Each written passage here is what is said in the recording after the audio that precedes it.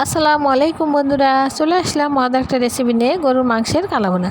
বাড়িতে থাকা উপকরণ দিয়ে এই কালাভুনাটা তৈরি করে নিব। বাজারের কেনা প্যাকেটের মশলা এখানে ইউজ করব না। চলুন তাহলে দেখে নেওয়া যাক কীভাবে এই মজাদার কালাভুনাটা তৈরি করে নেওয়া যায়। কিভাবে গরুর মাংস দিয়ে এই মজাদার কালাভুনাটা তৈরি করে নেওয়া যায়। প্রথমে গরুর মাংসগুলো কেটে এভাবে পিস পিস করে নিয়েছি।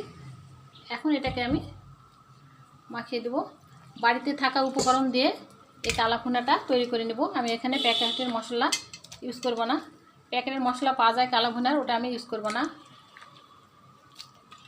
বাড়িতে যে মশলাগুলো আছে, বাড়িতে থাকা উপকরণ দিয়ে এই মশলাগুলো দিয়ে আমি কালাভুনাটা তৈরি করে নেব। মাংসটাকে ধুয়ে নিয়েছি। এখন আমি একে একে সব মশলাগুলো অ্যাড করব। দিয়ে দেবো পেঁপে বাটা 2 টেবিল চামচ, গোলমরিচের গুঁড়া দিব 1 টেবিল চামচ, পেঁয়াজ বাটা দিব 2 টেবিল চামচ,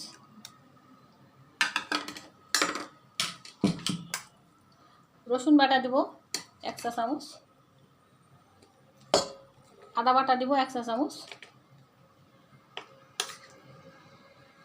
জয়ত্রী দিব 1 চা চামচ, জয়ফল দিব 1 চা চামচ, লবণ দিব স্বাদ মতো, শুকনো মরিচের গুঁড়া দিব 2 চা চামচ, হলুদ দিব 1 চা চামচ, তেজপাতা দিব 3টা, আর এই যে গরম মশলাগুলো গোটা এগুলো দিয়ে দেব পরিমাণ মতো।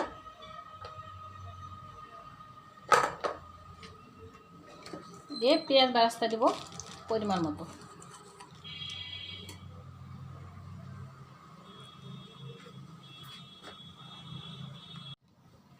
এখন এর মধ্যে দিয়ে দেব ভাজা জিরা বেটে নিয়েছি, এটা দিলাম 1 চা চামচ।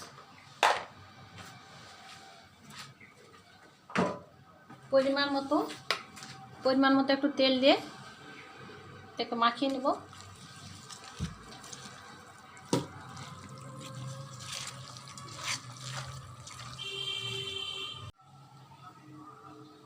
যে ডিপে রাখছিলাম টক দই দিয়ে দিলাম 1 টেবিল চামচের মতো।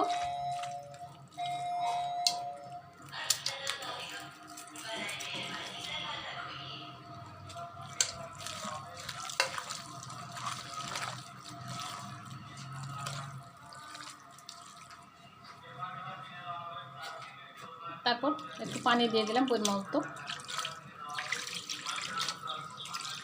এটাকে আমি সিদ্ধ করতে তুলে দেব।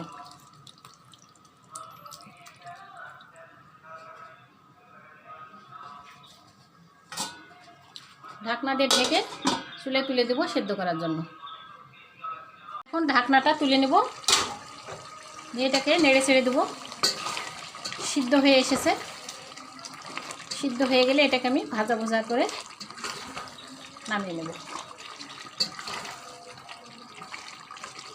এটাকে আবার তেলে দিতে হবে, তেলে দিয়ে নেড়ে ছেড়ে একদম ভাজা ভাজা করে নামিয়ে নিতে হবে।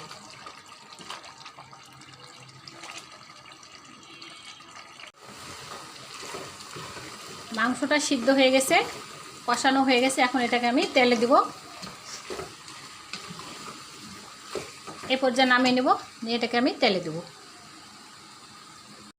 চুলে একটা ফ্রাই প্যান বসিয়ে দিয়েছি। এখন আমি এটাকে তেলে দেব। দিয়ে দিলাম পরিমাণ মতো তেল।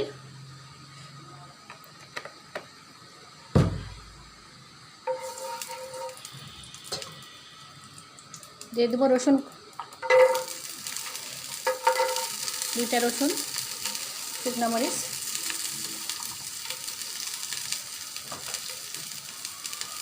দিয়ে দেবো পরিমাণ মতো পেঁয়াজ কুচি। এটাকে আমি নেড়ে ছেড়ে ব্রাউন হয়ে গেলে মাংসটা ঢেলে দেব।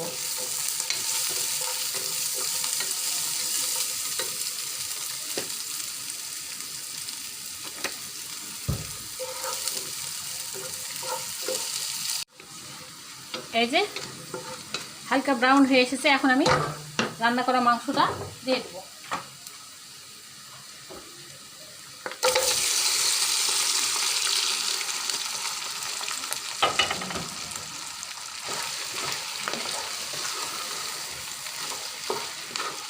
এভাবে নেড়ে চেড়ে একদম ভাজা ভাজা করে নামিয়ে নেব।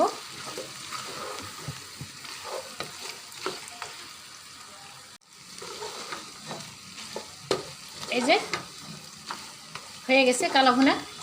এই পর্যায়ে আমি নামিয়ে নেব।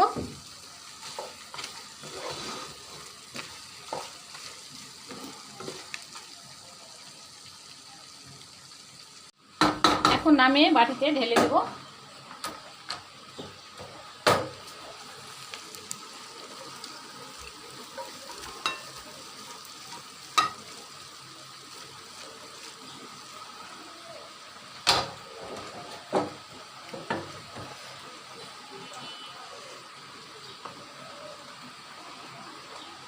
দেখলেন তো, খুব সহজেই হয়ে গেল বাড়িতে থাকা মশলা দিয়ে, প্যাকেটের মশলা ছাড়াই মজাদার কালা ভুনা। এই যে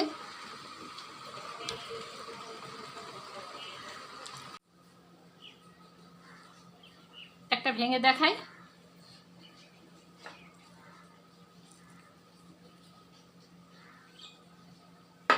অনেক তুলতুলে সফট।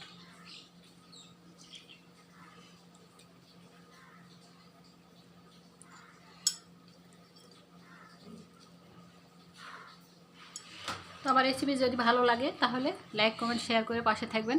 আসসালামু আলাইকুম, আল্লাহ হাফেজ।